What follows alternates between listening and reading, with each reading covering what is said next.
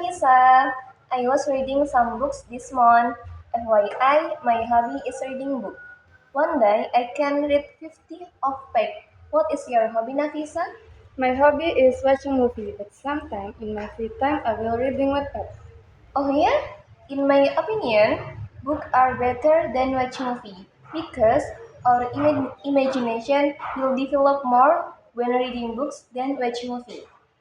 But film or movie are easier to understand and don't require a high level of concentration. Plus, we can watch film while doing other things. The film limits human imagination because everything from the plot, setting, and character are already determined.